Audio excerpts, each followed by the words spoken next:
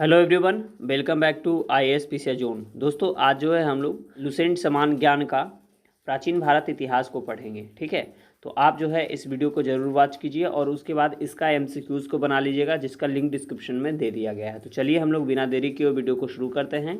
Video पसंद आए तो वीडियो को लाइक कीजिए, चैनल पर पहली बार आएँ तो चैनल को सब्सक्राइब कर दीजिए ताकि आपको इसी तरीके का वीडियो हमेशा मिलता रहे, और दोस्तों से भी इस वीडियो को शेयर कीजिए ताकि उनको भी इसका फ़ायदा हो सके। तो चलिए हम लोग बिना देरी किए वीडियो को शुरू करते हैं। उत्तर में हिमालय से लेकर दक्षिण में समुद्र तक फैला यह उपमहाद्वीप भारतवर्ष के नाम से ज्ञात है, जिसे महाकाव्य तथा पुराणों में भारतवर्ष अर्थात भरतों का देश तथा यहाँ के निवासियों को भारतीय अर्थात भरत की संतान कहा गया है। भरत एक कबीले का नाम था। प्राचीन भारतीय अपने देश को जम्बू द्वीप अर्थात जम्बू यानी कि जामुन वृक्षों का द्वीप कहते थे। प्राचीन ईरानी इसे सिंधु नदी के नाम से जोड़ते थे, जिसे वे सिंधु न कहकर हिंदू कहते थे। यही नाम फिर पूरे पश्चिम में फैल गया और पूरे देश को इसी एक नदी के नाम से जाना जाने लगा। यूनानी इसे इंदे और अरब इसे हिंद कहते थे। मध्यकाल में इस देश को हिंदुस्तान कहा जाने लगा। यह शब्द भी फारसी शब्द हिंदू से बना है। यूनानी भाषा के इंदे के आधार पर अंग्रेज इसे इंडिया कहने लगे। विंध्य की पर्वत श्रृंखला देश को उत्तर और दक्षिण दो भागों में बांटती है। उत्तर में इंडो यूरोपीय परिवार की भाषाएं बोलने वालों की और दक्षिण में द्रविड़ परिवार की भाषाएं बोलने वालों का बहुमत है। भारत की जनसंख्या का निर्माण जिन प्रमुख नस्लों के लोगों के मिश्रण से हुआ है वे इस प्रकार हैं: प्रोटो ऑस्ट्रेलायड, पैलियो मेडिटेरियन, काकेशायड, निग्रोयड और मंगोलायड। भारतीय इतिहास को अध्ययन की सुविधा के लिए 3 भागों में बांटा गया है: प्राचीन भारत, मध्यकालीन भारत और आधुनिक भारत। सबसे पहले इतिहास को 3 भागों में बांटने का श्रेय जर्मन इतिहास क्रिस्टोफ सेलियरस को जाता है। प्राचीन भारत का इतिहास। प्राचीन भारतीय इतिहास के स्रोत। प्राचीन भारतीय इतिहास के विषय में जानकारी मुख्यतः 4 स्रोतों से प्राप्त होती है: धर्म ग्रंथ, ऐतिहासिक ग्रंथ, विदेशियों का विवरण व पुरातत्व संबंधी साक्ष्य। धर्म ग्रंथ एवं ऐतिहासिक ग्रंथ से मिलने वाली महत्वपूर्ण जानकारी। भारत का सर्वप्राचीन धर्म ग्रंथ वेद है, जिसके संकलनकर्ता महर्षि कृष्ण द्वैपायन वेदव्यास को माना जाता है। वेद वसुदैव कुटुंबकम का उपदेश देता है। भारतीय परंपरा वेदों को नित्य तथा अपौरुषेय मानती है। वेद 4 हैं: ऋग्वेद, यजुर्वेद, सामवेद एवं अथर्ववेद। इन चारों वेदों को संहिता कहा जाता है। ऋग्वेद ऋचाओं के क्रमबद्ध ज्ञान के संग्रह को ऋग्वेद कहा जाता है। इसमें 10 मंडल, 1028 सूक्त, बालिक्य पाठ के 11 सूक्तों सहित एवं 10,462 ऋचाएँ हैं। इस वेद के ऋचाओं को पढ़ने वाले ऋषि को होत्री कहते हैं। इस वेद से आर्य की राजनीतिक प्रणाली, इतिहास एवं ईश्वर की महिमा के बारे में जानकारी मिलती है। विश्वामित्र द्वारा रचित ऋग्वेद के 3रे मंडल में सूर्य देवता सावित्री को समर्पित प्रसिद्ध गायत्री मंत्र है। इसके 9वें मंडल में देवता सोम का उल्लेख है। इसके 8वें मंडल की हस्तलिखित ऋचाओं को खील कहा जाता है। चतुस्वर्ण समाज की कल्पना का आदि स्रोत ऋग्वेद के 10वें मंडल में वर्णित पुरुष सूक्त है, जिसके अनुसार 4 वर्ण ब्राह्मण, क्षत्रिय, वैश्य तथा शूद्र आदि पुरुष ब्रह्मा के मुख्यतः मुख से, भुजाओं से, जंघाओं से और चरणों से उत्पन्न हुए हैं। धर्म सूत्र 4 प्रमुख जातियों की स्थितियों, व्यवसायों, दायित्वों, कर्तव्यों तथा विशेषाधिकारों में स्पष्ट विभेद करता है। ऋग्वेद के कई परिच्छेदों में प्रयुक्त अधन्य शब्द का संबंध गाय से है। ठीक है, अब हम लोग यहाँ ईसवी एवं ईसा पूर्व के बारे में जानते हैं। तो देखिए, ईसा पूर्व वर्तमान में प्रचलित ग्रेगोरियन कैलेंडर यानी ईसाई कैलेंडर या जूलियस कैलेंडर ईसाई धर्मगुरु ईसा मसीह के जन्म वर्ष यानी कल्पित पर आधारित है। ईसा मसीह के जन्म के पहले के समय को ईसा पूर्व कहा जाता है। ईसा पूर्व में वर्षों की गिनती उल्टी दिशा में होती है। जैसे महात्मा बुद्ध का जन्म 563 ईसा पूर्व में एवं मृत्यु 483 ईसा पूर्व में हुआ। यानी ईसा मसीह के जन्म के 563 वर्ष पूर्व महात्मा बुद्ध का जन्म एवं 483 वर्ष पूर्व मृत्यु हुई। ईसा मसीह की जन्म तिथि से आरंभ हुआ सन ईसवी सन कहलाता है। इसके लिए संक्षेप में ई लिखा जाता है। ई को लैटिन भाषा के शब्द एडी से एडी में भी लिखा जाता है, एडी यानी कि एनो डोमिनी, ठीक है, जिसका शाब्दिक अर्थ है in the year of Lord Jesus Christ. Vincent Arthur Smith ने प्राचीन भारत का सुव्यवस्थित इतिहास अर्ली हिस्ट्री ऑफ इंडिया 1904 में तैयार किया था। इस पुस्तक के 1/3 भाग में केवल सिकंदर का आक्रमण वर्णित है।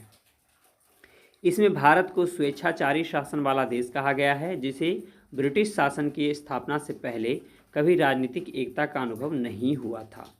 उन्होंने लिखा है, वस्तुतः भारतीय इतिहासकारों का सरोकार शासन के एकमात्र स्वरूप तानाशाही से ही है। वामनावतार के 3 पगों के आख्यान का प्राचीनतम स्रोत ऋग्वेद है। ऋग्वेद में इंद्र के लिए 250 तथा अग्नि के लिए 200 ऋचाओं की रचना की गई है। प्राचीन इतिहास के साधन के रूप में वैदिक साहित्य में ऋग्वेद के बाद शतपथ ब्राह्मण का स्थान है। यजुर्वेद सस्वर पाठ के लिए मंत्रों तथा बलि के समय अनुपालन के लिए नियमों का संकलन यजुर्वेद कहलाता है। इसके पाठकर्ता को अध्वर्यु कहते हैं। यजुर्वेद में यज्ञों के नियमों एवं विधि विधानों का संकलन मिलता है। इसमें बलिदान विधि का भी वर्णन है। यह एक ऐसा वेद है जो गद एवं पद दोनों में है। सामवेद, साम का शाब्दिक अर्थ गान है। इस वेद में मुख्यतः यज्ञों के अवसर पर गाए जाने वाले ऋचाओं यानी मंत्रों का संकलन है। इसके पाठकर्ता को उद्रात्री कहते हैं। इसका संकलन ऋग्वेद पर आधारित है। इसमें 1810 सूक्त हैं जो प्रायः ऋग्वेद से लिए गए हैं। इसे भारतीय संगीत का जनक कहा जाता है। यजुर्वेद तथा सामवेद में किसी भी विशिष्ट ऐतिहासिक घटना का वर्णन नहीं मिलता है। अथर्ववेद, अथर्वा ऋषि द्वारा रचित इस वेद में कुल 731 मंत्र तथा लगभग 6000 पद्य हैं। इसके कुछ मंत्र जो हैं ऋग्वैदिक मंत्रों से भी प्राचीनतर है। औषधों का उल्लेख सबसे पहले अथर्ववेद में मिलता है। ऐतिहासिक दृष्टि से अथर्ववेद इस बात में है कि इसमें समान मनुष्यों को विचारों तथा अंधविश्वासों का भी वर्णन मिलता है। पृथ्वी सूक्त अथर्ववेद का प्रतिनिधि सूक्त माना जाता है। इसमें मानव जीवन के सभी पक्षों, गृह निर्माण, कृषि की उन्नति, व्यापारिक मार्गों का गाहन यानी खोज, रोग निवारण, समन्वय, विवाह तथा प्रणय गीतों, राजभक्ति, राजा का चुनाव, बहुत से वनस्पतियों एवं औषधियों, शाप, वाशीकरण, प्रायश्चित, मातृभूमि महामात्य आदि का विवरण दिया गया है। कुछ मंत्रों में जादू टोना का भी वर्णन है।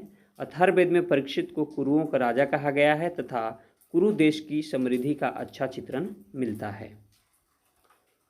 इसमें सभा एवं समिति को प्रजापति की 2 पुत्रियां कहा गया है। वेदों की भी कई शाखाएं हैं जो वैदिक अध्ययन और व्याख्या से जुड़े विभिन्न दृष्टिकोणों का प्रतिनिधित्व करती है। शाकल शाखा ऋग्वेद से जुड़ी एकमात्र जीवित शाखा है। यजुर्वेद को शुक्ल यजुर्वेद और कृष्ण यजुर्वेद 2 शाखाओं में बांटा गया है। मध्य नंदिनी और काण्व शुक्ल यजुर्वेद अथवा वात्स्ययनी संहिता की शाखाएं हैं। कृष्ण यजुर्वेद से जुड़ी शाखाएं काठल, कनिष्ठल, मैत्रायणी और तैत्तिरीय है। कौमुद, रामायणीय, जैमिनीय या तलवकार सामवेद की शाखाएं हैं। अथर्ववेद की शाखाएं शौनक और पैपलाद हैं। सबसे प्राचीन वेद ऋग्वेद एवं सबसे बाद का वेद अथर्ववेद है। ब्राह्मण, आरण्यक तथा उपनिषद। संहिता के पश्चात ब्राह्मणों, आरण्यकों तथा उपनिषदों का स्थान है। इनसे उत्तर वैदिक कालीन समाज एवं संस्कृति के विषय में जानकारी प्राप्त होती है। ब्राह्मण ग्रंथ वैदिक संहिताओं की व्याख्या करने के लिए गद्य में लिखे गए हैं। प्रत्येक संहिता के लिए अलग अलग ब्राह्मण ग्रंथ हैं जिसे सारणी में दिया गया है। जैसे कि ऋग्वेद का ब्राह्मण ग्रंथ है ऐत्रेय व कौशिकी, यजुर्वेद का ब्राह्मण ग्रंथ है तैत्तिरीय व शतपथ, सामवेद का ब्राह्मण ग्रंथ है पंचविश और अथर्ववेद का ब्राह्मण ग्रंथ है गोपथ। इन ब्राह्मण ग्रंथों से हमें परीक्षित के बाद और बिंबिसार के पूर्व की घटनाओं का ज्ञान प्राप्त होता है। ऐत्रेय में राज्याभिषेक के नियम एवं कुछ प्राचीन राजाओं के नाम दिए गए हैं। शतपथ में गांधार, शल्य, कैकय, कुरु, पंचाल, कौशल, विदेह आदि राजाओं का उल्लेख मिलता है। वैदिक साहित्य में ऋग्वेद के बाद शतपथ ब्राह्मण का स्थान है। आरण्यक में यज्ञ से जुड़े कर्मकांडों की दार्शनिक और प्रतीकात्मक अभिव्यक्ति है। उपनिषदों की संख्या 108 है, जिसमें 13 को मूलभूत उपनिषदों की श्रेणी में रखा गया है। इसमें यज्ञ से जुड़े दार्शनिक विचार, शरीर, ब्रह्मांड, आत्मा तथा ब्रह्मा की व्याख्या की गई है। स्त्री की सर्वाधिक गिरी हुई स्थिति मैत्रेयी संहिता से प्राप्त होती है, जिसमें जुआ और शराब की भांति स्त्री को पुरुष का तीसरा मुख्य दोष बताया गया है। शतपथ ब्राह्मण में स्त्री को पुरुष की अर्धांगिनी कहा गया है। जवालोपनिषद में चारों आश्रमों का उल्लेख मिलता है। स्मृति ग्रंथों में सबसे प्राचीन एवं प्रमाणिक मनुस्मृति मानी जाती है। यह शुंग काल का मानक ग्रंथ है। नारद स्मृति गुप्त युग के विषय में जानकारी प्रदान करता है। वेद एवं वेदांग एवं सूत्र। वेदों को भली भांति समझने के लिए 6 वेदांगों की रचना हुई है। शिक्षा, शुद्ध उच्चारण शास्त्र, कल्प, कर्मकांडीय विधि, निरुक्त, शब्दों की व्युत्पत्ति का शास्त्र, व्याकरण, छंद और ज्योतिष। वैदिक साहित्य को अक्षुण्ण बनाए रखने के लिए सूत्र साहित्य का प्रणयन किया गया है। श्रौत, गृह तथा धर्मसूत्रों के अध्ययन से हमें यज्ञ विधि विधानों, कर्मकांडों तथा राजनीतिक विधि एवं व्यवहार से संबंधित महत्वपूर्ण बातें ज्ञात करते हैं। प्रमुख सूत्रकारों में गौतम, बोधायन, अपस्तंभ, वशिष्ठ आदि के नाम विशेष रूप से उल्लेखनीय हैं। सूत्रों में गौतम धर्मसूत्र सबसे प्राचीन माना गया है। पुराण। भारतीय ऐतिहासिक कथाओं का सबसे अच्छा क्रमबद्ध विवरण पुराणों में मिलता है। इसके रचयिता लोमहर्ष अथवा उनके पुत्र उग्रश्वा को माना जाता है। इनकी संख्या 18 है, जिनमें से केवल 5 मत्स्य, वायु, विष्णु, ब्राह्मण एवं भागवत में ही राजाओं का वंशावली पाया जाता है। जैसे विष्णु पुराण जो है मौर्य वंश से संबंधित है, मत्स्य पुराण आंध्र सातवाहन वंश से संबंधित है, और फिर वायु पुराण गुप्त वंश से संबंधित है। अब हम देखेंगे पुराणों में मत्स्य पुराण जो है सबसे प्राचीन एवं प्रामाणिक है। ठीक है, पुराणों में मत्स्य पुराण सबसे प्राचीन एवं प्रामाणिक है। अधिकतर पुराण जो है सरल संस्कृति श्लोक में लिखे गए हैं। स्त्रियां तथा शूद्र जिन्हें वेद पढ़ने की अनुमति नहीं थी, वे भी पुराण सुन सकते थे। पुराणों का पाठ पुजारी मंदिरों में किया करते थे। सामाजिक एवं सांस्कृतिक दृष्टि से अग्नि पुराण का काफ़ी महत्व है, जिसमें राजतंत्र के साथ साथ कृषि संबंधी विवरण भी दिया गया है। बौद्ध, जैन एवं अन्य साहित्य। जातक में बुद्ध की पूर्व जन्म की कहानी वर्णित है। हीनयान का प्रमुख ग्रंथ कथावस्तु है, जिसमें महात्मा बुद्ध का जीवन चरित्र अनेक कथानकों के साथ वर्णित है। जैन साहित्य को आगम कहा जाता है। जैन धर्म का प्रारंभिक इतिहास कल्पसूत्र से ज्ञात होता है। जैन ग्रंथ भगवती सूत्र में महावीर के जीवन कृत्यों तथा अन्य समकालिकों के साथ उनके संबंधों का विवरण मिलता है। अर्थशास्त्र के लेखक चाणक्य, कौटिल्य या विष्णुगुप्त हैं। यह 15 अधिकरणों एवं 180 प्रकरणों में विभाजित है। इससे मौर्यकालीन इतिहास की जानकारी प्राप्त होती है। इसके अनुवादक श्याम शास्त्री हैं। इतिहास की जानकारी प्राप्त होती है। यहाँ देखिएगा, संस्कृति साहित्य में ऐतिहासिक घटनाओं को क्रमबद्ध लिखने का सर्वप्रथम प्रयास कल्हण के द्वारा किया गया था। कल्हण द्वारा रचित पुस्तक राजतरंगिणी राजाओं की नदी है। इस ग्रंथ में 8 सर्ग हैं, जिन्हें तरंगों की संज्ञा दी गई है। इसमें प्रारंभ से लेकर 12वीं सदी तक के कश्मीर के शासकों का वर्णन है। अरबों की सिंध विजय का वृत्तांत चचनामा इसके लेखक अली अहमद में सुरक्षित है। अष्टाध्यायी संस्कृत भाषा व्याकरण की प्रथम पुस्तक के लेखक पाणिनि है। इससे मौर्य के पहले का इतिहास तथा मौर्य युगीन राजनीतिक व्यवस्था की जानकारी प्राप्त होती है। अष्टाध्यायी में पहली बार लिपि शब्द का प्रयोग हुआ है। कात्यायन की गार्गी संहिता एक ज्योतिष ग्रंथ है, फिर भी इसमें भारत पर होने वाले यमन आक्रमण का उल्लेख मिलता है। पतंजलि पुष्यमित्र शुंग के पुरोहित थे। इनके महाभाष्य से शुंगों के इतिहास का पता चलता है। विदेशी यात्रियों से मिलने वाले प्रमुख जानकारी। यूनानी रोमन लेखक। सबसे पहले हम लोग यूनानी रोमन लेखक के बारे में देखते हैं। तो सबसे पहले हम टेसियस को जानते हैं। टेसियस यह ईरान का राजवैद्य था। भारत के संबंध में इसका विवरण आश्चर्यजनक कहानियों से परिपूर्ण होने के कारण अविश्वसनीय है। फिर देखते हैं हम लोग हेरोडोटस। इसे इतिहास का पिता कहा जाता है। इसने अपनी पुस्तक हिस्टोरिका में 5वीं शताब्दी ईसा पूर्व के भारत फारस यानी ईरान के संबंध का वर्णन किया है। परंतु इनका विवरण भी अनुश्रुतियों एवं अफवाहों पर आधारित है। सिकंदर के साथ आने वाले लेखकों में निरियाकस, आनेसिक्रिटस, अरिस्टोबुलस का विवरण अधिक प्रामाणिक एवं विश्वसनीय है। मेगास्थनीज, यह सेल्यूकस निकेटर का राजदूत था जो चंद्रगुप्त मौर्य के दरबार में आया था। इसने अपनी पुस्तक इंडिका में मौर्य युगीन साम्राज्य एवं संस्कृति के विषय में लिखा है। डायमेकस, यह सीरियन नरेश अंतियोकस का राजदूत था जो बिंदुसार के दरबार में आया था। इसका विवरण भी मौर्य युग से संबंधित है। डायोनिसियस, यह मिस्र नरेश टॉलमी फिलाडेल्फस का राजदूत था जो अशोक की राज दरबार में आया था। टॉलमी, इसने दूसरी शताब्दी में भारत का भूगोल नामक पुस्तक लिखी है। प्लिनी, इसने प्रथम शताब्दी में नेचुरल हिस्ट्री नामक पुस्तक लिखी है जिसमें भारतीय पशुओं, पेड़ पौधों, खनिज पदार्थों आदि के बारे में विवरण मिलता है। पेरिपल्स ऑफ द इरिथ्रियन सी, इस पुस्तक के लेखक के बारे में जानकारी नहीं है। यह लेखक करीब 80 ईस्वी में हिंद महासागर की यात्रा पर आया था। इसने उस समय के भारत के बंदरगाहों तथा व्यापारिक वस्तुओं के बारे में जानकारी दी है। चीनी लेखक फाहियान, यह चीनी यात्री गुप्त नरेश चंद्रगुप्त द्वितीय के दरबार में आया था। इसने अपने विवरण में मध्य प्रदेश के समाज एवं संस्कृति के बारे में वर्णन किया है। इसने मध्य प्रदेश की जनता को सुखी एवं समृद्ध बताया है। यह 14 वर्षों तक भारत में रहा। संयुगन यह 518 ईस्वी में भारत आया। इसने अपने 3 वर्षों की यात्रा में बौद्ध धर्म की प्राप्तियां एकत्र की। ह्वेनसांग, यह हर्षवर्धन के शासनकाल में भारत आया था। ह्वेनसांग 629 ईस्वी में चीन से भारत के लिए प्रस्थान किया था और लगभग 1 वर्ष की यात्रा के बाद सर्वप्रथम वह भारतीय राज्य कपीसा पहुंचा था। भारत में 15 वर्षों से तक ठहर कर 645 ईस्वी में चीन लौट गया।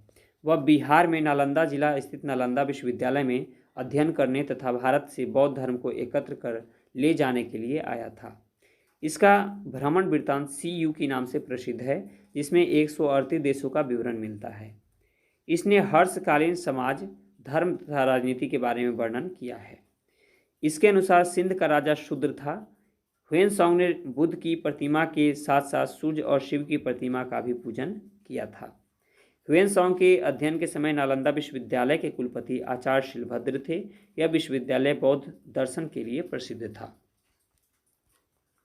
इत्सिंग, यह 7वीं शताब्दी के अंत में भारत आया था। इसने अपने विवरण में नालंदा विश्वविद्यालय, विक्रमशिला विश्वविद्यालय तथा अपने समय के भारत का वर्णन किया है। अरबी लेखक अल-बरूनी, यह महमूद गजनवी के साथ भारत आया था। अल-बरूनी ख्वारिज्म या खीव आधुनिक तुर्कमेनिस्तान का रहने वाला था। अरबी में लिखी गई उसकी कृति किताब उल हिंद या तहकीक ए हिंद, भारत की खोज, आज भी इतिहासकारों के लिए एक महत्वपूर्ण स्रोत है। यह एक विस्तृत ग्रंथ है जो धर्म और दर्शन, त्योहारों, खगोल विज्ञान, कीमिया, रीति रिवाजों तथा प्रथाओं, सामाजिक विज्ञान, भारतौल तथा माप विधियों, मूर्तिकला, कानून, माप तंत्र विज्ञान आदि विषयों के आधार पर 80 अध्यायों में विभाजित है। इसमें राजपूतकालीन समाज, धर्म, रीति रिवाज, राजनीति आदि पर सुंदर प्रकाश डाला है।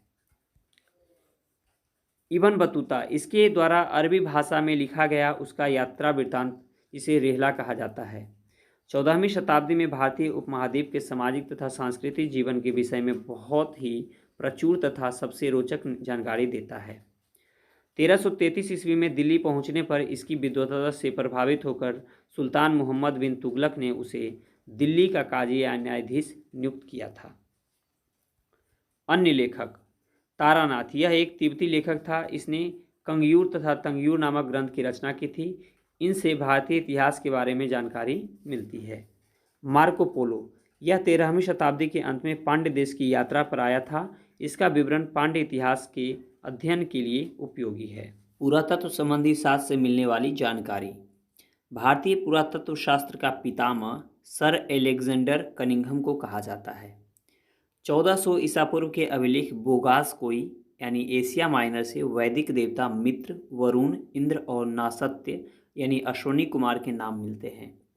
मध्य भारत में भागवत धर्म विकसित होने का प्रमाण यवन राजदूत होलीडोरियस के वेशनगर विदिशा गरुड़ स्तंभ लेख से प्राप्त होता है। सर्वप्रथम भारतवर्ष का जिक्र हाथी गुफा अभिलेख में है। सर्वप्रथम दुर्भिक्ष की जानकारी देने वाला अभिलेख सौहगौरा अभिलेख है। इस अभिलेख में संकट काल में उपयोग हेतु खाद्यान्न सुरक्षित रखने का भी उल्लेख है। सर्वप्रथम भारत पर होने वाले हूण आक्रमण की जानकारी भीतरी स्तंभलेख से प्राप्त होती है। सती प्रथा का पहला लिखित साक्ष्य एरन अभिलेख शासक भानुगुप्त से प्राप्त होती है। सातवाहन राजाओं का पूरा इतिहास उनके अभिलेखों के आधार पर लिखा गया है। रेशम बुनकर की श्रेणियों की जानकारी मंदसौर अभिलेख से प्राप्त होती है। कश्मीरी नपाषाणिक पुरा स्थल बुर्ज होम से गर्तावास यानी गड्ढा घर का साक्ष्य मिला है। इनमें उतरने के लिए सीढ़ियां होती थी। यहाँ मनुष्य के साथ उनके पालतू कुत्ते को भी दफनाने की प्रथा प्रचलित थी। प्राचीनतम सिक्कों को आहत सिक्के कहा जाता है। इसी को साहित्य में कासार्पण कहा गया है। सर्वप्रथम सिक्कों पर लेख लिखने का कार्य यवन शासकों ने शुरू किया था। अब हम लोग देखेंगे महत्वपूर्ण अभिलेख एवं किस शासक से संबंधित है ये। ठीक है, तो हाथी गुफा अभिलेख तिथि रहित अभिलेख है। यह कलिंग राजा खारवेल से संबंधित है। जूनागढ़ गिनार अभिलेख रुद्रदामन। नासिक अभिलेख गौतमी बलश्री। प्रयाग स्तंभलेख समुद्रगुप्त। एहोल अभिलेख पुलकेशिन द्वितीय। मंदसौर अभिलेख मालवा नरेश यशोवर्मन। ग्वालियर अभिलेख प्रतिहार नरेश भोज। भित्री एवं जूनागढ़ अभिलेख स्कंदगुप्त। देवपाड़ा अभिलेख बंगाल शासक विजयसेन। अभिलेखों का अध्ययन इपिग्राफी कहलाता है। समुद्रगुप्त की बीना बजाते हुए मुद्रा वाले सिक्के से उनके संगीत प्रेमी होने का प्रमाण मिलता है। अरिकमेडु यानी पुदुचेरी के निकट से रोमन सिक्के प्राप्त हुए हैं। सबसे पहले भारत के संबंध बर्मा यानी स्वर्ण भूमि वर्तमान में म्यांमार, मलाया स्वर्णद्वीप, कंबोडिया, कंबोज और जावा यानी यवन द्वीप से स्थापित हुए थे। उत्तर भारत के मंदिरों की कला की शैली नागर शैली एवं दक्षिण भारत के मंदिरों की कला की शैली द्रविड़ शैली कहलाती है। दक्षिणापथ के मंदिरों के निर्माण में नागर और द्रविड़ दोनों शैलियों का प्रभाव पड़ा, अतः यह बेसर शैली कहलाती है। पंचायतन शब्द मंदिर रचना शैली से संबंधित है। एक हिंदू मंदिर तब पंचायतन शैली का कहलाता है जब मुख्य मंदिर 4 सहायक मंदिरों से घिरा होता है।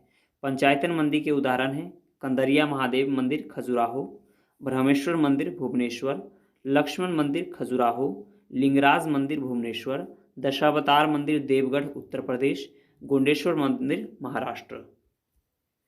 प्रागैतिहासिक काल। इतिहास का विभाजन प्रागैतिहासिक काल, आदिऐतिहासिक काल व इतिहास 3 भागों में किया गया है। ठीक है, इतिहास का विभाजन प्रागैतिहासिक काल, आदिऐतिहासिक काल एवं ऐतिहासिक काल में किया गया है। जिस काल में मनुष्य ने घटनाओं का कोई लिखित विवरण उद्धृत नहीं किया उसे प्रागैतिहासिक काल कहते हैं। आदिऐतिहासिक काल उस काल को कहते हैं जिस काल में लेखन कला के प्रचलन के बाद उपलब्ध लेख पढ़े नहीं जा सके थे। मानव विकास के उस काल को इतिहास कहा जाता है जिसका विवरण लिखित रूप में उपलब्ध है। कुछ संस्कृति एवं उससे संबंधित बर्तन, जैसे कि मालवा से संबंधित है काला तथा लाल बर्तन, बुर्ज होम से धूसर बर्तन, जोखे से लाल बर्तन, दक्षिण नवपाषाण से चमकीला धूसर बर्तन, फिर पूर्वी नवपाषाण से भूरा लाल बर्तन। ठीक है, चलिए आगे बढ़ते हैं हम लोग। ज्ञानी मानव यानी होमोसैपियंस का प्रवेश इस धरती पर आज से लगभग 30 या 40 हजार वर्ष पूर्व हुआ था। पूर्व पाषाण युग या पूरा पाषाण काल के मानव की जीविका का मुख्य आधार शिकार था। शिकार पूरा पाषाण काल में आदि मानव के मनोरंजन के भी साधन थे। आग का आविष्कार पूरा पाषाण काल में एवं पहिए का आविष्कार नवपाषाण काल में हुआ था। मनुष्य में स्थायी निवास की प्रवृत्ति नवपाषाण काल में हुई तथा उसने सबसे पहले कुत्ता को पालतू बनाया। मनुष्य ने सर्वप्रथम तांबा धातु का प्रयोग किया तथा उसके द्वारा बनाया जाने वाला प्रथम औजार कुल्हाड़ी, जिसकी की प्राप्ति अतिरम्पक्कम से था। कृषि का आविष्कार नवपाषाण काल में हुआ। प्रागैतिहासिक अन्न उत्पादक स्थल मेहरगढ़ पश्चिमी बालूचिस्तान में अवस्थित है। कृषि के लिए अपनाए गए सबसे प्राचीन फसल गेहूं, पहली फसल एवं जौ थी। लेकिन मानव द्वारा सर्वप्रथम प्रयुक्त अनाज चावल था। कृषि का प्रथम उदाहरण मेहरगढ़ से प्राप्त होता है। कोल्डिहवा का संबंध चावल के प्राचीनतम साक्ष्य से है। भारत में पूर्व प्रस्तर युग के अधिकांश औजार स्फटिक यानी पत्थर के बने थे। रॉबर्ट ब्रूसफुट पहले व्यक्ति थे जिन्होंने 1863 में भारत में पुरापाषाण कालिक औजार की खोज की थी। पल्लावरम नामक स्थान पर प्रथम भारतीय पुरापाषाण कलाकृति की खोज हुई थी।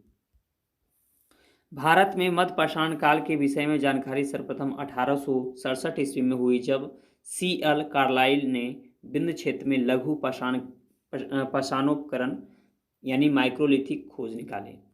भारत में मानव अस्थिपंजर मध्यपाषाण काल से ही सर्वप्रथम प्राप्त होने लगता है। भारत में नवपाषाणकालिक स्थल का प्रारंभ ईसा पूर्व 4000 के लगभग हुआ। भारत का सबसे प्राचीन नगर मोहनजोदड़ो था, सिंधी भाषा में जिसका अर्थ है मृतकों का टीला। असम का श्वेतंभू गिवन भारत में पाया जाने वाला एकमात्र मानव कपि है। इनाम गांव ताम्रपाषाण युग की एक बड़ी बस्ती थी। इसका संबंध जोरबे संस्कृति से है।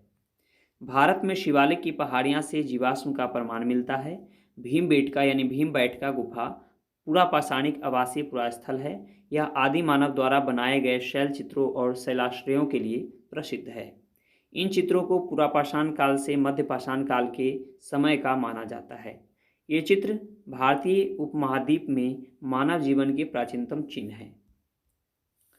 यह मध्य प्रदेश के रायसेन जिले में स्थित है। इसकी खोज वर्ष 1957-58 में डॉक्टर विष्णु श्रीधर वाकनकर द्वारा की गई थी। भीमबेटका क्षेत्र को भारतीय पुरातत्व सर्वेक्षण भोपाल मंडल ने अगस्त 1990 में राष्ट्रीय महत्व का स्थल घोषित किया। इसके बाद जुलाई 2003 में यूनेस्को ने इसे विश्व धरोहर स्थल घोषित किया। भारत में मनुष्य संबंधी सबसे पहला प्रमाण नर्मदा घाटी में मिला है।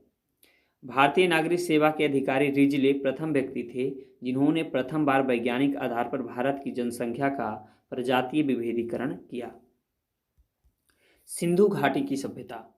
रेडियो कार्बन C14 जैसे नवीन विश्लेषण पद्धति के आधार पर सिंधु सभ्यता की वर्तमान तिथि 2400 ईसा पूर्व से 1700 ईसा पूर्व मानी गई है, जिसका विस्तार त्रिभुजाकार है। तिथि निर्धारण की कार्बन C14 की खोज अमेरिका के प्रसिद्ध रसायन शास्त्री B.F. लीवी द्वारा 1946 ईस्वी में की गई थी। इस पद्धति में जिस पदार्थ में कार्बन 14 की मात्रा जितनी ही कम रहती है वह उतनी ही प्राचीन मानी जाती है। सिंधु सभ्यता की खोज 1921 में राय बहादुर दयाराम साहनी ने की। सिंधु सभ्यता को आद्य ऐतिहासिक अथवा कांस्य युग में रखा जा सकता है।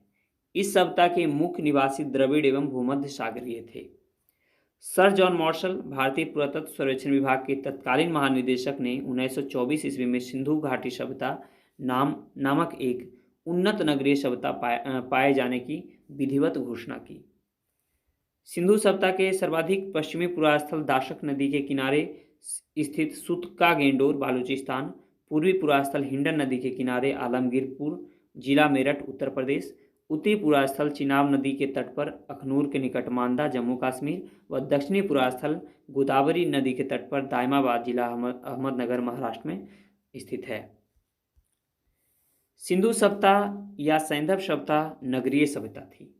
सैंधव सभ्यता से प्राप्त परिपक्व अवस्था वाले स्थलों में केवल 6 को ही बड़े नगर की संज्ञा दी गई है। ये है मोहनजोदड़ो, हड़प्पा, गनवारीवाला, राखीगढ़ी, धौलावीरा एवं कालीबंगन। धौलावीरा भारत में सिंधु घाटी सभ्यता की पहली साइट है जिसे यूनेस्को ने 1921 में विश्व विरासत स्थल की सूची में शामिल किया है। स्वतंत्रता प्राप्ति पश्चात हड़प्पा संस्कृति के सर्वाधिक स्थल गुजरात में खोजे गए हैं। सिंधु घाटी सभ्यता का सबसे बड़ा स्थल मोहनजोदड़ो है, जबकि भारत में इसका सबसे बड़ा स्थल राखीगढ़ी घग्गर नदी है जो हरियाणा के हिसार जिला में स्थित है। इसकी खोज 1963 में सूरजभान ने की थी।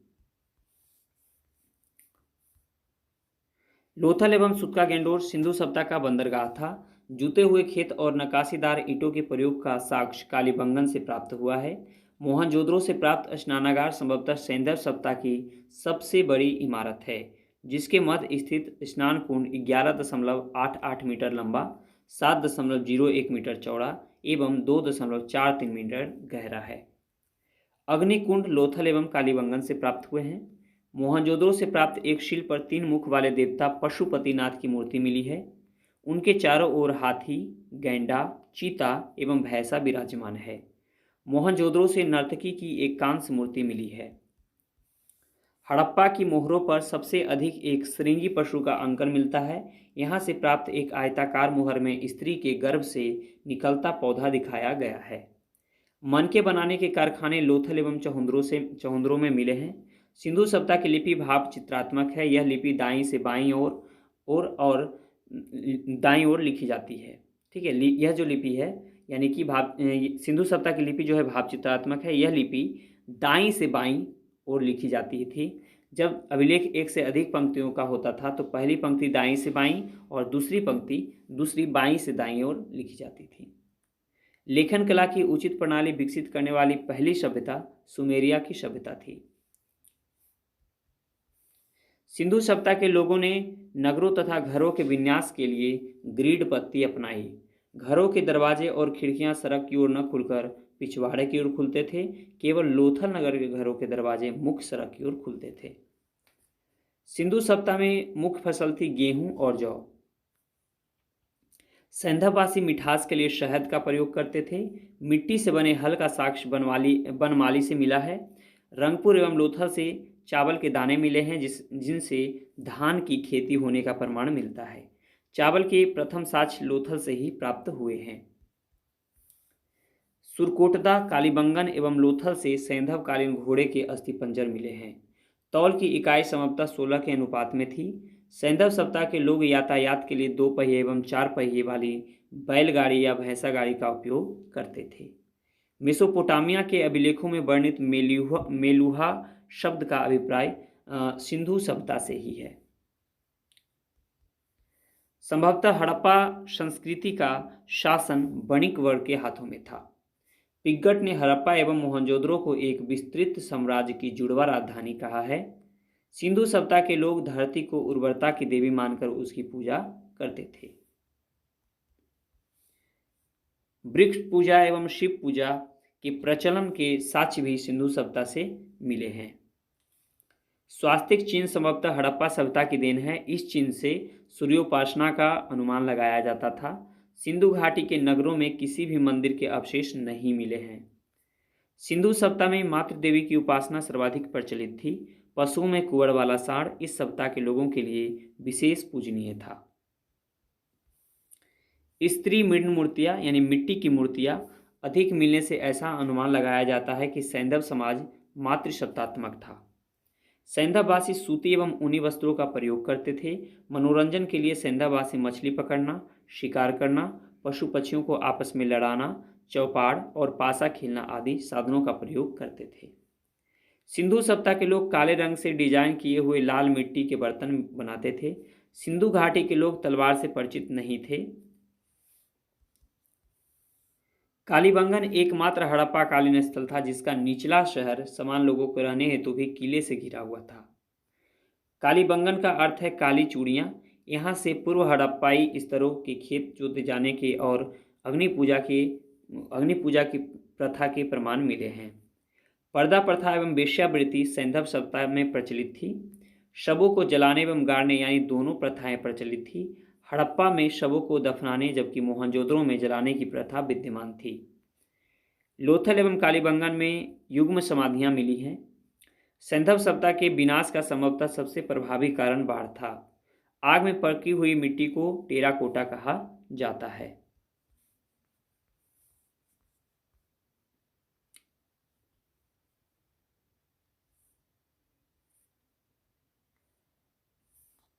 अब हम लोग देखेंगे सैंधव सभ्यता के प्रमुख स्थल, नदी उत्खननकर्ता एवं इसके वर्तमान स्थिति। जैसे कि सबसे पहले देखेंगे हड़प्पा रावी नदी के किनारे है। पाकिस्तान के पंजाब सिंध प्रांत का साहिवाल जिला और इसका खोजकर्ता दयाराम साहनी 1921 में, माधव वत्स स्वरूप 1926 और व्हीलर 1946 में किए थे। ठीक है, यानी कि हड़प्पा सभ्यता के खोजकर्ता दयाराम साहनी थे। मोहनजोदड़ो सिंधु नदी के किनारे है। पाकिस्तान के सिंध प्रांत का लरकाना जिला में है। इसकी खोज रखाल दास बनर्जी ने 1922 में किया था। चहुंद्रो सिंधु नदी के किनारे है। सिंध प्रांत पाकिस्तान में है। यह नवाब शाह जिला में है। इसके खोज मैके 1925 एवं एनजी मजूमदार 1931 में किए थे। कालीबंगन घग्गर नदी के किनारे है, जो कि राजस्थान का हनुमानगढ़ जिला में है। इसका खोज अमलानंद घोष 1951, बीबी लाल एवं बीके थापर 1961 में किया था। कोटदीजी सिंधु नदी के किनारे है। सिंध प्रांत का खैरपुर स्थान पर स्थित है। इसका खोज फजल अहमद 1953 में किए थे।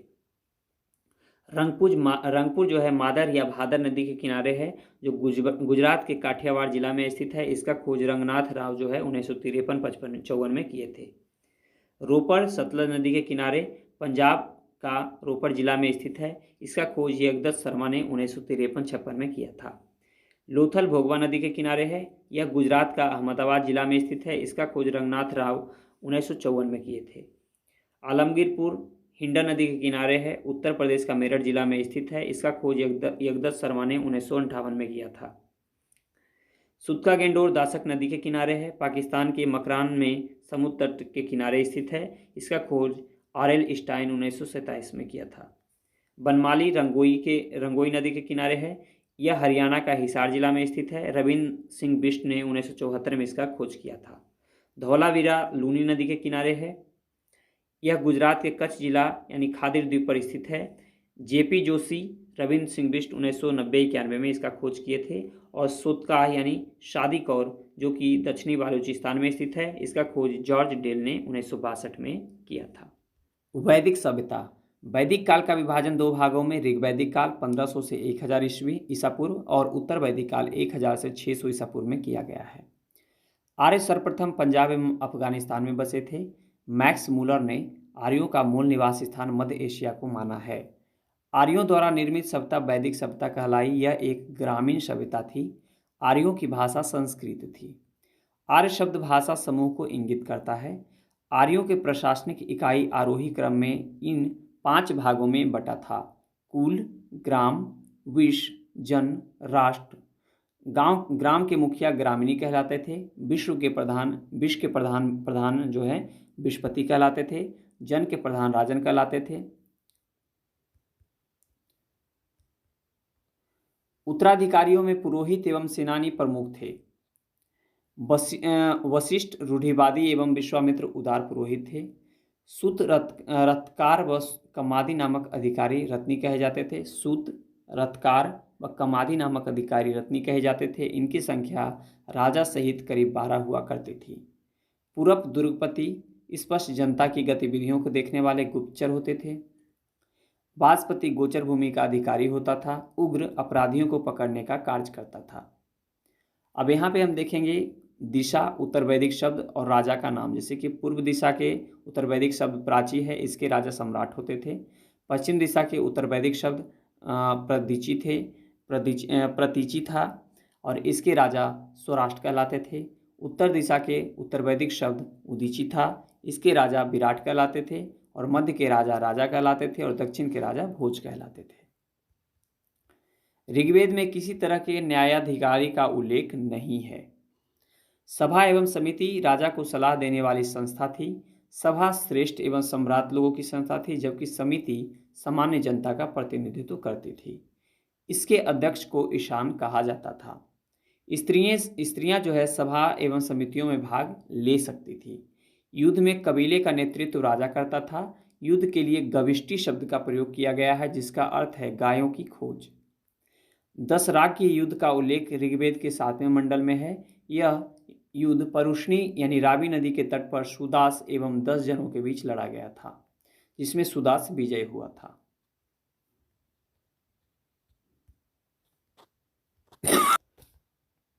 ऋग्वैदिक समाज 4 वर्णों में विभक्त था। ये वर्ण थे ब्राह्मण, क्षत्रिय, वैश्य और शूद्र। यह विभाजन व्यवसाय पर आधारित था।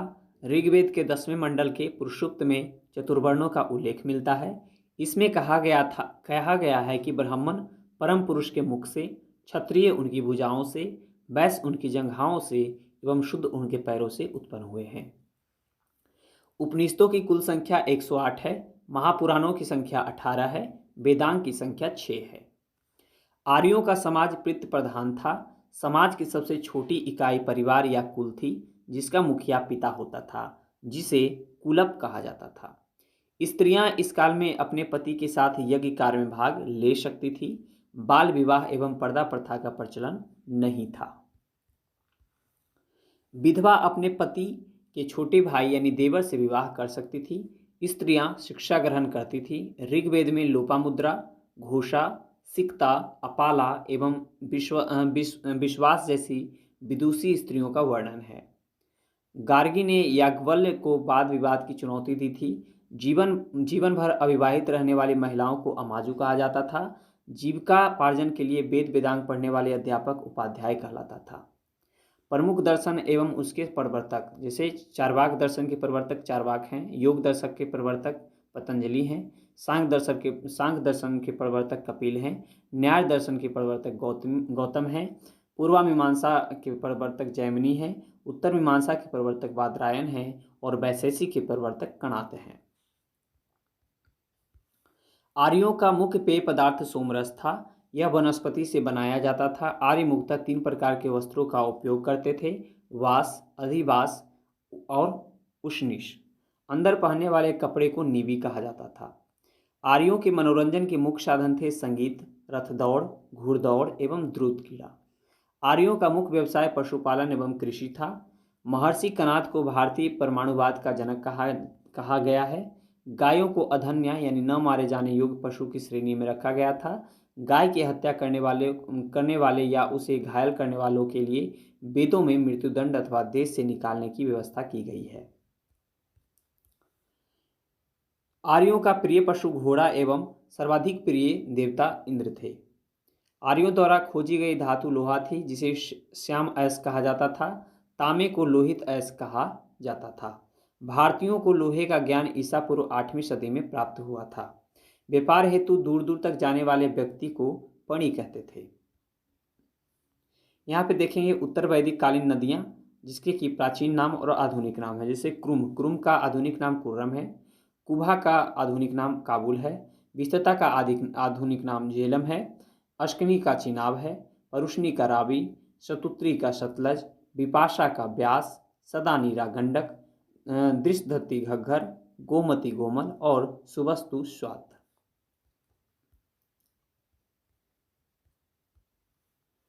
लेन देन में वस्तु विनिमय की प्रणाली प्रचलित थी। ऋण देकर ब्याज लेने वाले को बेकनॉट यानी सूदखोर कहा जाता था। मनुष्य एवं देवता के बीच मध्यस्थ की भूमिका निभाने वाले देवता के रूप में अग्नि की पूजा की जाती थी। ऋग्वेद में उल्लिखित नदियों में सरस्वती सबसे पवित्र मानी जाती थी। ऋग्वेद में गंगा का 1 बार, यमुना का उल्लेख 3 बार हुआ है। इसमें सिंधु नदी का उल्लेख सर्वाधिक बार हुआ है। उत्तर वैदिक काल में इंद्र के स्थान पर प्रजापति सर्वाधिक प्रिय देवता हो गए थे। विष्णु के 3 पगों की कल्पना का विकास उत्तर वैदिक काल में ही हुआ है। उत्तर वैदिक काल में राजा के राज्याभिषेक के समय राजसूय यज्ञ का अनुष्ठान किया जाता था। उत्तर वैदिक काल में वर्ण व्यवस्था की बजाय जन्म के आधार पर निर्धारित होने लगे थे। उत्तर वैदिक कालीन देवता जैसे कि इंद्र जो है युद्ध के नेता एवं वर्षा का देवता थे। अग्नि देवता एवं मनुष्यों के बीच मध्यस्थता की भूमिका निभाते थे। वरुण पृथ्वी एवं सूर्य के निर्माता, समुद्र का देवता, विश्व के नियामक व शासक, सत्य की प्रतीक, ऋतु परिवर्तन व दिन रात का कर्ता धर्ता थे। देव जो थे आकाश का देवता, जो कि सबसे प्राचीन देवता थे। उसके बाद फिर मैं बात करूँ सोम, तो सोम जो थे वह वनस्पति के देवता थे। उषा प्रगति एवं उत्थान के देवता थे। उषा जो थे प्रगति एवं उत्थान के देवता थे। और अश्वनी जो थे वह विपत्तियों को हरने वाले देवता थे। पूषण पशुओं का देवता थे। विष्णु विश्व के संरक्षक एवं पालनकर्ता थे। और मरुत आंधी तूफान के देवता थे। उत्तर वैदिक काल में हल को सीरा व हल रेखा को सीता कहा जाता था। उत्तर वैदिक काल में निशक और शतमान मुद्रा की इकाइयाँ थी। सिक्कों के प्रचलन का कोई प्रमाण नहीं मिलता है। सांख्य दर्शन भारत के सभी दर्शनों में सबसे प्राचीन है। इसके अनुसार मूल तत्व 25 है, जिनमें प्रकृति पहला तत्व है। सत्यमेव जयते मुंडकोपनिषद से लिया गया है। इसी उपनिषद में यज्ञ की तुलना फूटी नाव से की गई है। ईसा पूर्व 2वीं सदी में राजाओं के उपयुक्त यज्ञ वेदी बनाने के लिए आपस्तंभ व्यवहारिक ज्यामिति की रचना की गई। गायत्री मंत्र सवित्री नामक देवता को संबोधित है, जिसका संबंध ऋग्वेद से है। लोगों को आर्य बनाने के लिए विश्वामित्र ने गायत्री मंत्र की रचना की थी। श्राद्ध की प्रथा पहले पहल दत्तात्रेय ऋषि के बेटे निमि ने शुरू की थी। उत्तर वैदिक काल में कौशाम्बी नगर में प्रथम बार पक्की ईंटों का प्रयोग किया गया था। महाकाव्य दो हैं, महाभारत एवं रामायण। महाभारत का पुराना नाम जय संहिता है। यह विश्व का सबसे बड़ा महाकाव्य है। गोत्र नामक संस्था का जन्म जो है उत्तर वैदिक काल में हुआ। वेदांग दर्शन के मौलिक ग्रंथ ब्रह्मसूत्र या वेदांग सूत्र की रचना बदरायण ने की थी। अब हम लोग महाजन पद का उदय को यहाँ पढ़ेंगे। बुद्ध के जन्म के पूर्व 6ठी शताब्दी ईसा पूर्व में भारतवर्ष 16 जनपदों में बटा हुआ था। इसकी जानकारी हमें बौद्ध ग्रंथ अंगुत्तर निकाय से मिलती है। महाजनपद, उसके राजधानी और क्षेत्र को हम लोग यहाँ पे देखेंगे। अंग का राजधानी चंपा था। मगध के राजधानी गिरिव्रज राजगीर था। काशी का राजधानी वाराणसी था। वत्स्य का राजधानी कौशाम्बी था। वज्जी का राजधानी वैशाली विदेह या मिथिला था। कौशल का राजधानी श्रावस्ती था। अवंती का राजधानी उज्जैन या महिष्मती था। मल की राजधानी कुशावती। पंचाल अहिछत्र कंपिल्य। चेदी शक्तिमती। कुरु इंद्रप्रस्थ। मत्स्य विराटनगर। कंबोज हाटक। शूरसेन मथुरा। अस्मक पोटली या पोतन और गंधार तक्षशिला इसकी राजधानी थी। तक्षशिला रावलपिंडी एवं पेशावर पाकिस्तान में स्थित है। अब हम लोग देखते हैं यहाँ पे जैन धर्म। जैन धर्म के संस्थापक एवं प्रथम तीर्थकर ऋषभदेव थे। जैन धर्म के 23वें तीर्थकर पार्श्वनाथ थे, जो काशी के इक्ष्वाकु वंशी राजा अश्वसेन के पुत्र थे। इन्होंने 30 वर्ष की अवस्था में संन्यास जीवन को स्वीकारा था। इनके द्वारा दी गई शिक्षा थी हिंसा न करना, सदा सत्य बोलना, चोरी न करना तथा संपत्ति न रखना। महावीर स्वामी जैन धर्म के 24वें एवं अंतिम तीर्थकर हुए। महावीर का जन्म 540 ईसा पूर्व में कुंड ग्राम वैशाली में हुआ था। इनके पिता सिद्धार्थ जात्रिक कुल के सरदार थे और माता त्रिशला लिच्छवी राजा चेटक की बहन थी। महावीर की पत्नी का नाम यशोदा एवं पुत्री का नाम अनुजा प्रियदर्शनी था। महावीर के बचपन का नाम वर्धमान था। उन्होंने 30 वर्ष की उम्र में माता पिता की मृत्यु के पश्चात अपने बड़े भाई नंदीवर्धन से अनुमति लेकर संन्यास जीवन को स्वीकारा था। 12 वर्षों की कठिन तपस्या के बाद महावीर की जिम्भिक के समीप ऋजुपालका नदी के तट पर साल वृक्ष के नीचे तपस्या करते हुए संपूर्ण ज्ञान का बोध हुआ था। इसी समय से महावीर जीन यानी विजेता, अहरत, पूज्य और निर्गंध बंधनहीन कहलाए। महावीर ने अपना उपदेश प्राकृत यानी अर्धमागधी भाषा में दिया। महावीर के अनुयायियों को मूलतः निर्गंध कहा जाता था। महावीर के प्रथम अनुयायी उनके दामाद जामिल बने। प्रथम जैन भिक्षुणी नरेश दधिवाहन की पुत्री चंपा थी। महावीर ने अपने शिष्यों को 11 गंधर्वों में विभाजित किया था। आर्य सुधर्मा अकेला ऐसा गंधर्व था जो महावीर की मृत्यु के बाद भी जीवित रहा और जैन धर्म का प्रचार थेरा या मुख्य उपदेशक हुआ। स्वामी महावीर के भिक्षुणी संघ की प्रधान चंदना थी। जैन धर्म के प्रमुख जैन तीर्थकर और उनके प्रतीक, ठीक है। ऋषभदेव जो थे प्रथम जैन तीर्थकर थे और उनका प्रतीक सार था। अजितनाथ द्वितीय तीर्थकर थे, उनका प्रतीक हाथी था। संभवनाथ तृतीय तीर्थकर थे, जिनका प्रतीक घोड़ा था। संपा सर्व सप्तम तीर्थकर थे, जिनका प्रतीक स्वास्तिक था। शांति 16वें तीर्थकर थे, जिनका प्रतीक चिन्ह हिरण था। अरनाथ 18वें तीर्थकर थे, जिनका प्रतीक चिन्ह मीन था। नामी 21वें तीर्थकर थे, जिनका प्रतीक चिन्ह नीलकमल था। अरिष्टनेमी 22वें तीर्थकर थे, जिनका प्रतीक चिन्ह शंख था। पासर्व 23वें तीर्थकर थे, जिनका प्रतीक चिन्ह सर्प था। और महावीर 24वें तीर्थकर थे, जिनका प्रतीक चिन्ह सिंह था। दो जैन तीर्थकर ऋषभदेव एवं अरिष्टनेमी के नामों का उल्लेख ऋग्वेद में मिलता है। अरिष्टनेमी को भगवान कृष्ण का निकट संबंधी माना जाता है। लगभग 3000 ईसा पूर्व में मगध में 12 वर्षों का भीषण अकाल पड़ा, जिसके कारण भद्रबाहु अपने शिष्यों सहित कर्नाटक चले गए। किंतु कुछ अनुयायी स्थूलभद्र के साथ मगध में ही रुक गए। भद्रबाहु के वापस लौटने पर मगध के साधुओं से उनका गहरा मतभेद हो गया, जिसके परिणाम स्वरूप जैन मत श्वेतांबर एवं दिगंबर नामक दो संप्रदाय में बट गया।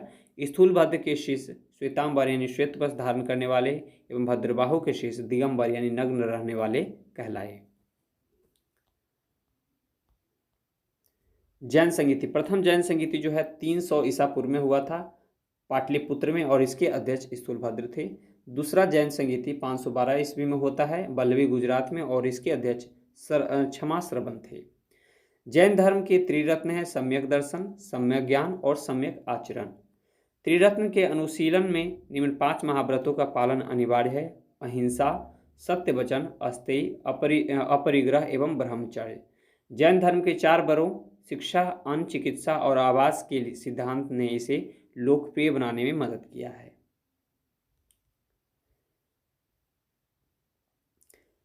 जैन धर्म में ईश्वर की मान्यता नहीं है।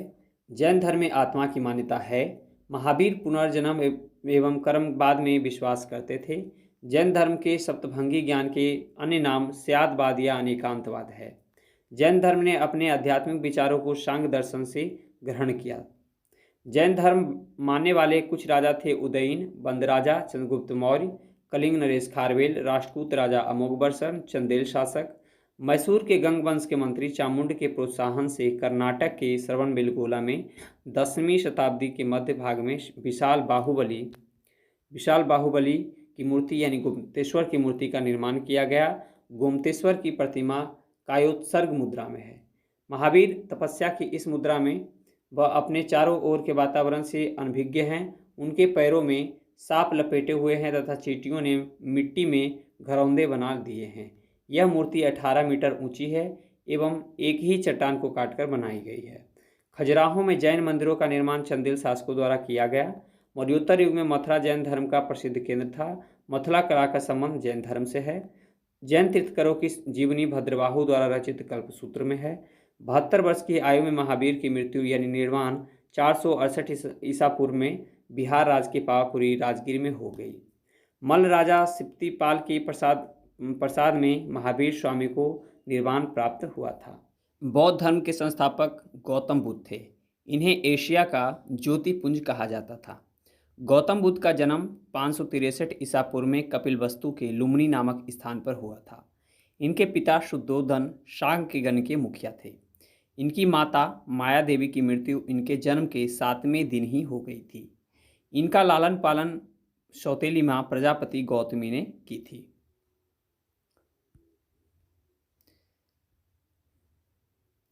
इनके बचपन का नाम सिद्धार्थ था।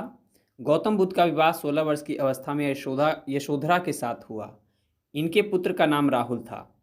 सिद्धार्थ जब कपिलवस्तु की सैर पर निकले थे तो उन्होंने निम्न 4 दृश्यों को क्रमशः देखा: एक बूढ़ा व्यक्ति, एक बीमार व्यक्ति, शव एवं एक सन्यासी व्यक्ति। सांसारिक समस्याओं से व्यथित होकर सिद्धार्थ ने 29 वर्ष की अवस्था में गृह त्याग किया, जिसे बौद्ध धर्म में महावृक्षि क्रम कहा गया है। गृह त्याग करने के बाद सिद्धार्थ यानी बुद्ध ने वैशाली के अलार कलाम से सांख्य दर्शन की शिक्षा ग्रहण की। अलार कलाम सिद्धार्थ के प्रथम गुरु हुए, जिससे उन्होंने शून्य का ज्ञान प्राप्त किया था। अलार कलाम के बाद सिद्धार्थ ने राजगीर के रुद्रक रामपुत्र से शिक्षा ग्रहण की, जिससे उन्होंने योग का ज्ञान प्राप्त किया। उरुबेला में सिद्धार्थ को कौंडिन्य, बप्पा, भादिया, महानामा एवं अस्सागी नामक 5 साधक मिले थे। बिना अन्न जल ग्रहण किए 6 वर्ष की कठिन तपस्या के बाद 35 वर्ष की आयु में वैशाख की पूर्णिमा की रात निरंजना यानी फल्गु नदी के किनारे पीपल वृक्ष के नीचे सिद्धार्थ को ज्ञान प्राप्त हुआ। ज्ञान प्राप्ति के बाद सिद्धार्थ बुद्ध के नाम से जाने गए। वह स्थान बोध गया कहलाया। बुद्ध ने अपना प्रथम उपदेश सारनाथ यानी ऋषिपत्तनम में दिया, जिसे बौद्ध ग्रंथों में धर्मचक्र प्रवर्तन कहा गया है। बुद्ध ने अपने उपदेश जनसाधारण की भाषा पाली में दिए। बुद्ध ने अपने उपदेश कौशल, वैशाली, कौशाम्बी व अन्य राज्यों में दिए। सर्वाधिक उपदेश कौशल देश की राजधानी श्रावस्ती में दिए। इनके प्रमुख अनुयायी थे बिंबिसार, प्रसेनजीत, उदयन। बुद्ध के जीवन से संबंधित बौद्ध धर्म के प्रतीक, जैसे बुद्ध का जन्म का प्रतीक है कमल एवं साढ़, उनके गृह त्याग का प्रतीक है घोड़ा, उनके ज्ञान प्राप्ति का प्रतीक है पीपल यानी बोधि वृक्ष, प्रथम उपदेश का प्रतीक है चक्र, निर्वाण का प्रतीक है पदचिन्ह और मृत्यु का प्रतीक है स्तूप।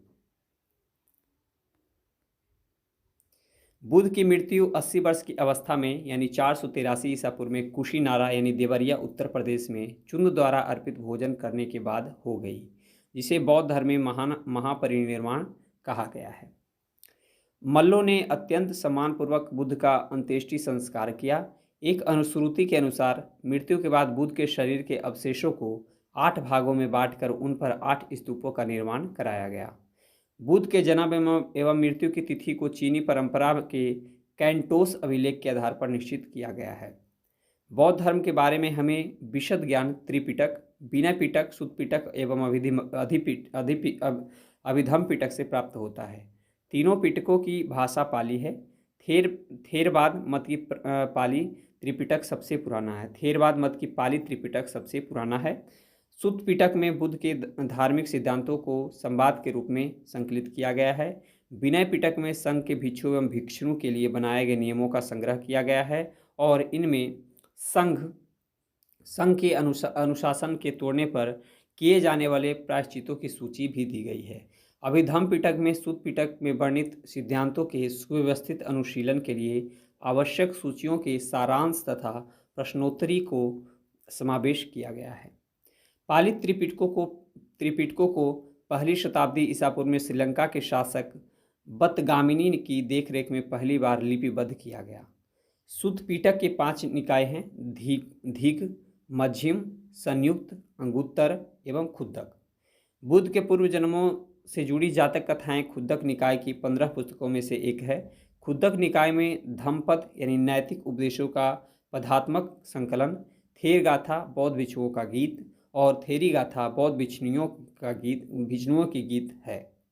बौद्ध धर्म मूलतः अनिश्वरवादी है, इसमें आत्मा की परिकल्पना भी नहीं है। बौद्ध धर्म में पुनर्जन्म की मान्यता है। तृष्णा को छीन हो जाने की अवस्था को ही बुद्ध ने निर्वाण कहा है। विश्व दुखों से भरा है का सिद्धांत बुद्ध ने उपनिषद से लिया। बुद्ध ने अनुयायियों को 2 भागों में विभाजित किया। भिक्षुक यानी बौद्ध धर्म में प्रचार के लिए जिन्होंने संन्यास ग्रहण किया उन्हें भिक्षुक कहा गया। उपासक गृहस्थ जीवन व्यतीत करते हुए बौद्ध धर्म अपनाने वालों को उपासक कहा गया।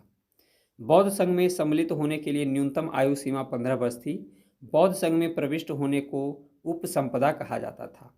बौद्ध धर्म के त्रिरत्न हैं बुद्ध, धम्म एवं संघ। बौद्ध सभाएं, प्रथम बौद्ध संगीति जो है 483 ईसा पूर्व में राजगीर में, इसके अध्यक्ष महाकश्यप थे और इस शासनकाल अजातशत्रु का था।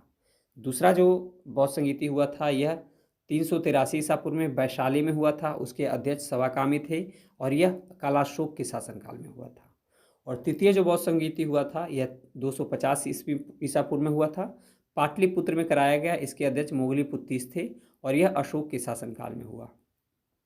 चतुर्थ बौद्ध संगीति 98 ईस्वी में हुआ जो कि कुंडलवन कश्मीर में हुआ, इसके अध्यक्ष वसुमित्रिया अश्वघोष थे और कनिष्क के शासनकाल में किया गया।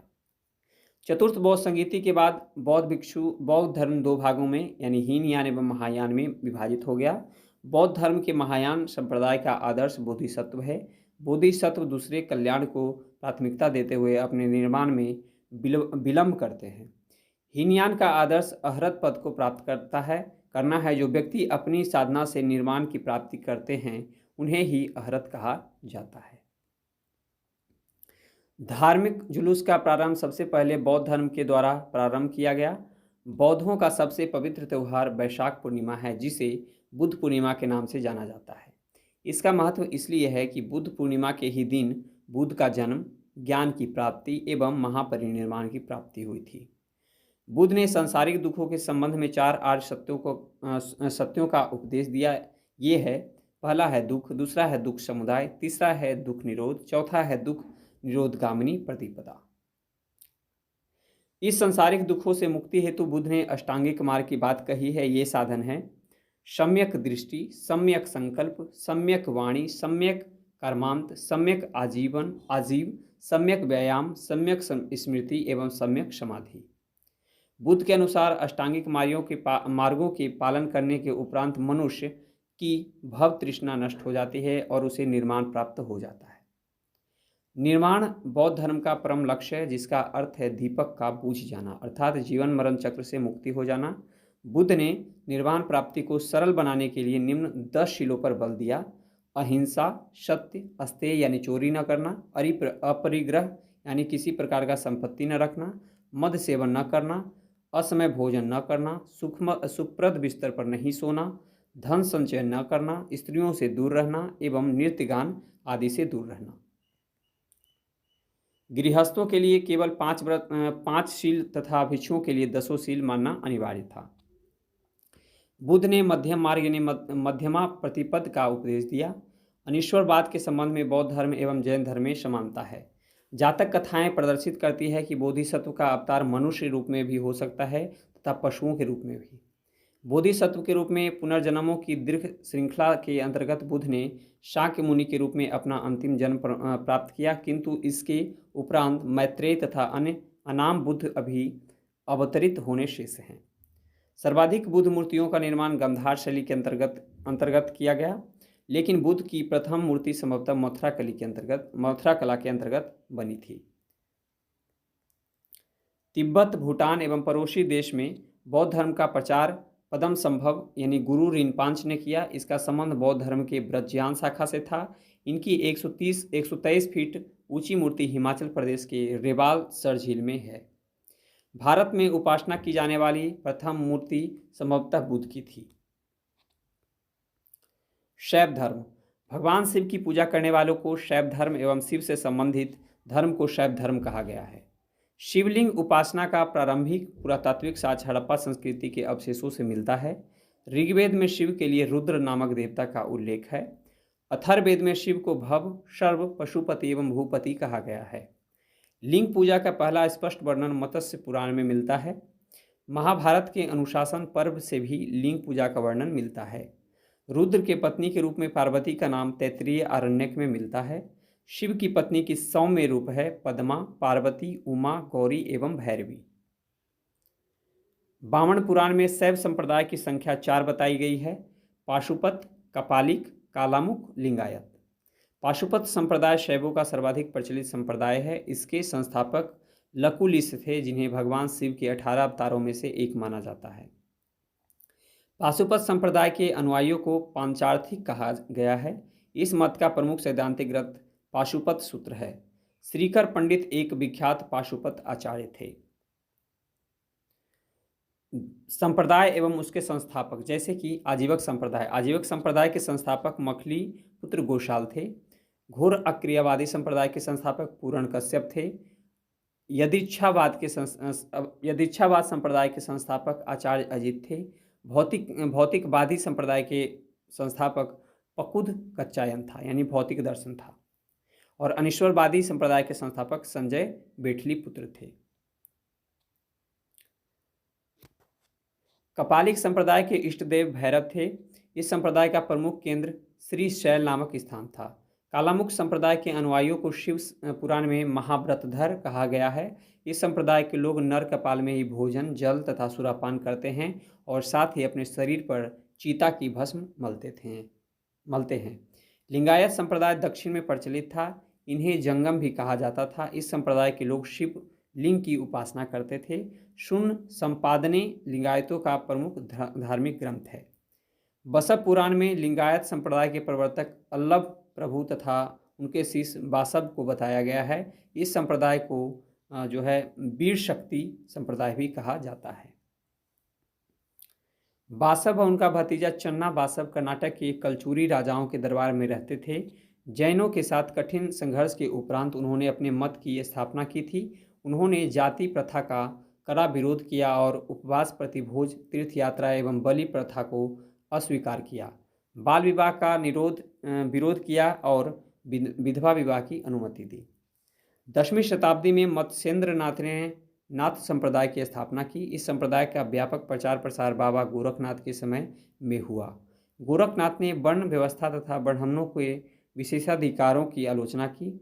उनके द्वारा प्रतिपादित सिद्धांत को तंत्र कहा जाता है। इसकी सदस्यता बिना जाति भेद सबके लिए खुली थी। दक्षिण भारत में शैव धर्म चालुक्य, राष्ट्रकूट, पल्लव एवं चोलों के समय लोकप्रिय रहा। पल्लव काल में शैव धर्म का प्रचार प्रसार नैनारों द्वारा किया गया। नैनार संतों की संख्या 63 बताई गई है, जिसमें अपार, तिरुज्ञान, समंदर एवं सुंदर मूर्ति आदि के नाम उल्लेखनीय है।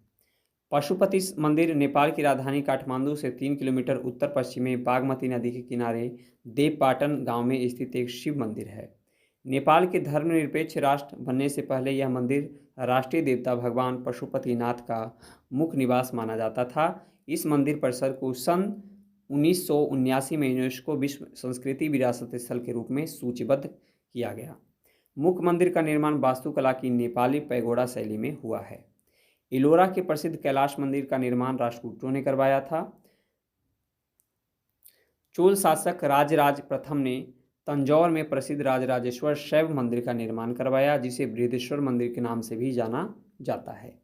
कुषाण शासकों की मुद्राओं पर शिव एवं नंदी का एक साथ अंकन प्राप्त होता है। वैष्णव धर्म। वैष्णव धर्म के विषय में प्रारंभिक जानकारी उपनिषदों से मिलती है। इसका विकास भागवत धर्म से हुआ। नारायण के पूजक मूलतः पंचरात्र कहे जाते थे। वैष्णव धर्म के प्रवर्तक कृष्ण थे, जो वृषण कबीले के थे और जिनका निवास स्थान मथुरा था। कृष्ण का उल्लेख सर्वप्रथम छांदोग्य उपनिषद में देवकी पुत्र और आगिरस के शिष्य के रूप में हुआ है। वासुदेव कृष्ण का सबसे प्रारंभिक अभिलेखनीय उल्लेख बेशनगर स्तंभ अभिलेख में पाया गया है। विष्णु के 10 अवतारों का उल्लेख मत्स्य पुराण में मिलता है। 10 अवतार इस प्रकार हैं: मत्स्य, कुर्म, वराह, नृसिंह, वामन, परशुराम, राम, बलराम, बुद्ध और कल्कि। गुप्त काल में विष्णु का वराह अवतार सर्वाधिक प्रसिद्ध था। वैष्णव धर्म में ईश्वर को प्राप्त करने के लिए सर्वाधिक महत्व भक्ति को दिया गया है। भगवान विष्णु के सुदर्शन चक्र में 6 तिलियां हैं। प्रमुख संप्रदाय, मत एवं उसके आचार्य, जैसे कि वैष्णव संप्रदाय के मत हैं विशिष्टाद्वैत, इसके आचार्य हैं रामानुज। ब्रह्म संप्रदाय के मत है द्वैत, इसके आचार्य है आनंदी तीर्थ। रुद्र संप्रदाय के मत है शुद्धाद्वैत, इसके आचार्य हैं बल्लवाचार्य। सनक संप्रदाय का द्वैताद्वैत मत द्वैताद्वैत है और इसका आचार्य निम्बंकाचार्य हैं। प्रमुख संप्रदाय, संस्थापक एवं पुस्तक। बरकरी संप्रदाय के संस्थापक हैं नामदेव। श्री वैष्णव संप्रदाय के संस्थापक रामानुज, इसके पुस्तक ब्रह्मसूत्र है। परमार्थ संप्रदाय के संस्थापक रामदास हैं, इसका पुस्तक दासबोध है। राम भक्त के संस्थापक रामानंद हैं, इसका पुस्तक अध्यात्म रामायण है। अंकोर वाट का मंदिर कंबोडिया कंबोज के राजा सूर्य वर्मा द्वितीय यानी 1113 ईस्वी से 1150 ईस्वी ने बनवाया था। इस काल में लगभग 10.5 फीट ऊंचा भगवान विष्णु की मूर्ति स्थापित है। इस्लाम धर्म। इस्लाम धर्म के संस्थापक हजरत मोहम्मद साहब थे। हजरत मोहम्मद साहब का जन्म 570 ईस्वी में मक्का में प्रमुख कुरैश कबीले में हुआ। उनके पिता अब्दुल्ला और माता अमीना थी। उनका लालन पालन उनके चाचा अबू तालिब ने किया था। हजरत मोहम्मद साहब को 610 ईस्वी में मक्का के पास हीरा नामक गुफा में ज्ञान की प्राप्ति हुई। 24 सितंबर 622 ईस्वी को पैगंबर के मक्का से मदीना की यात्रा इस्लाम जगत में मुस्लिम संवत यानी हिजरी संवत के नाम से जाना जाता है। मोहम्मद की शादी 25 वर्ष की अवस्था में खदीजा नामक विधवा के साथ हुआ था। मोहम्मद की पुत्री का नाम फातिमा एवं दामाद का नाम अली है। देवदूत यानी जिब्रियल ने पैगंबर मोहम्मद साहब को कुरान अरबी भाषा में संप्रेषित की। कुरान इस्लाम धर्म का पवित्र ग्रंथ है। यह पवित्र ग्रंथ 114 अध्यायों में बटी हुई है। इसमें 6360 पद हैं। पैगंबर मोहम्मद साहब ने कुरान की शिक्षाओं का उपदेश दिया। हजरत मोहम्मद साहब की मृत्यु 8 जून 632 ईस्वी को हुई। इन्हें मदीना में दफनाया गया। मोहम्मद साहब की मृत्यु के बाद इस्लाम सुन्नी तथा शिया नामक 2 पंथों में विभाजित हो गया। सुन्नी उन्हें कहते हैं जो सुन्ना में विश्वास करते हैं। सुन्ना पैगंबर मोहम्मद साहब के कथनों तथा कार्यों का विवरण है। शिया अली की शिक्षाओं में विश्वास करते हैं तथा उन्हें मोहम्मद साहब का न्यायसम्मत उत्तराधिकारी मानते हैं। अली मोहम्मद साहब के दामाद थे। अली की 661 ईस्वी में हत्या कर दी गई। अली के पुत्र हुसैन की हत्या 680 ईस्वी में करबला यानी इराक नामक स्थान पर कर दी गई। इन दोनों हत्या ने शिया को निश्चित मत का रूप दे दिया। पैगंबर मोहम्मद साहब के उत्तराधिकारी खलीफा कहलाए। इस्लाम जगत में खलीफा पद 1924 ईस्वी तक रहा। 1924 ईस्वी में तुर्की के शासक मुस्तफ़ा कमाल पाशा ने समाप्त कर दिया।